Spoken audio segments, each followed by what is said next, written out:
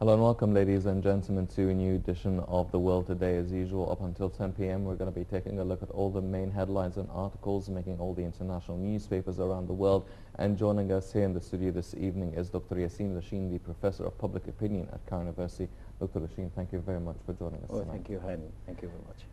Ladies and gentlemen, first off, let's start with a quick look at some of the headlines that making the world press today. Now, we start off with the Guardian newspaper, and we read, Algerian hostage toll rises with reports of Japanese deaths.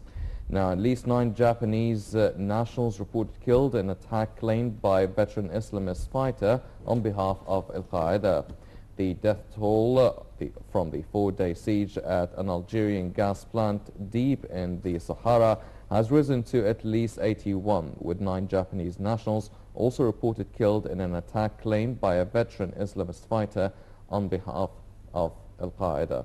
That was from the Guardian newspaper. And we turn to the Irish Times, and we read another article titled, Government Hopes for Progress on Accession During EU Presidency. Now, Ireland hopes to move a number of countries closer towards EU membership during its EU presidency. Minister of State for Europe, Lucinda Creighton, has said. Now, the minister said she hoped a date could be agreed on when accession talks could begin with Serbia. She also wants to see 2 new policy areas of discussions opened with Montenegro. Talks on EU enlargement will be held at a meeting today of Europe ministers in Dublin. Ministers from the countries that have begun EU membership talks, Serbia, Montenegro, Turkey, Macedonia, Iceland and Croatia, will attend the meeting. And from Le Figaro, the French newspaper, we read a story about the French military intervention in Mali. The article is titled, French military keeps up airstrikes in Mali.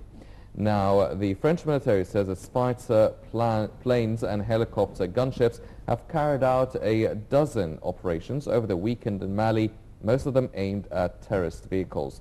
The report came last Sunday as Mali's president thanked France for its military support in ousting the Islamists from some of the strongholds in northern and central Mali.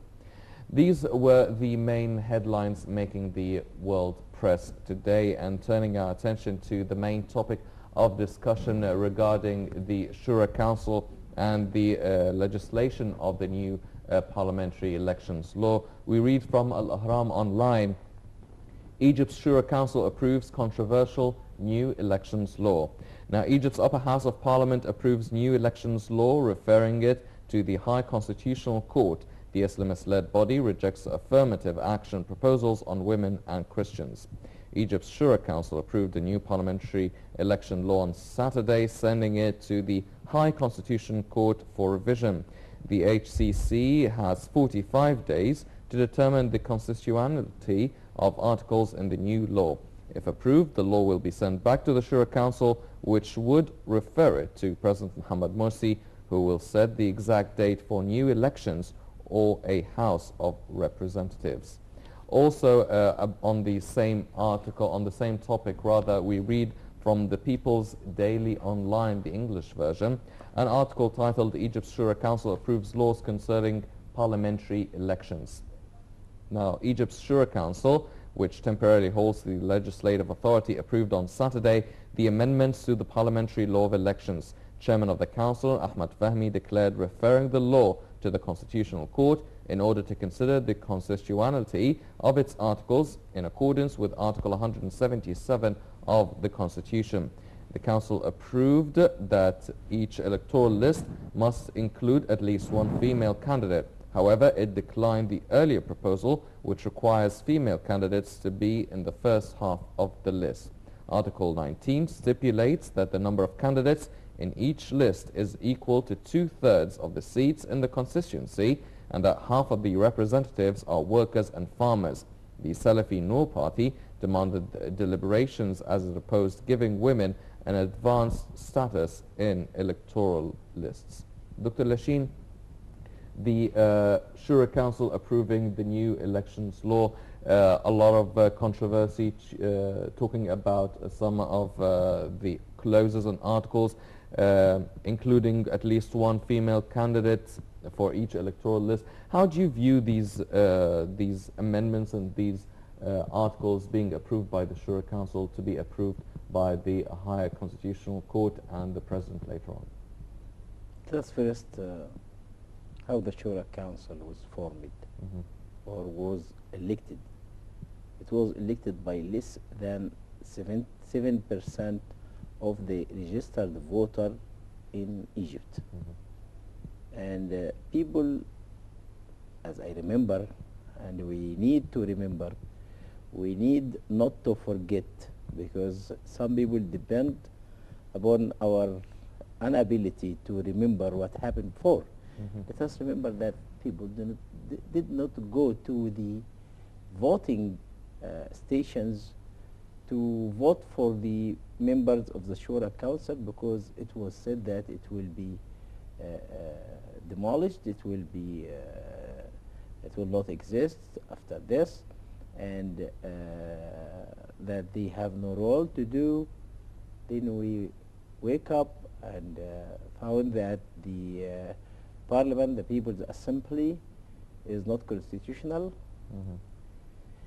So the declaration of Dr. Morsi, which made the Shura Council away from the hands of the Constitutional Court, and then Dr. Morsi, before the referendum on the Constitution, issued, his declaration, and he appointed 90 members in the Shura Council. And if you review the members, the new members who were appointed in the Shura Council, you will be able to discover, or we will be able easily to discover that they came from Al-Hurriya Freedom and Justice Party, and from Salafists mostly. Yes. So you know why a democratic president use the time or the timing, and just one night before he appoint 90 members, 1/3 of the members of the Shura Council. That's one. It gives you some indication that it's intended, and they want everything to be in their hands, and the Constitution to which they directed their support and called the people to vote yes on the Constitution in order to remove the economy of the country, and they are using people's need to live, and the need to the necessities of life in order to pass a Constitution. And they refuse this Constitution in a form that the President himself, one night before the Constitution, he appointed 90 members in the Shura Council, because the new Constitution will only give him 1/10 of the Shura Council members. So, you don't know how we are democratic and non-democratic in the same way. How we are going that we are supporting democracy, we are forming a Shura Council, we are forming a parliament. And let us go back to the fact that the people, when they voted for the members of the Shura Council, they voted for the members of the Shura Council on the conditions which existed by this time, that the job of the Shura Council, the qualifications of the Shura Council is so and so and so and so. So we wake up and found out that the Shura Council became everything in the country, and they had the right to issue laws, and they had the right to discuss it, and they had to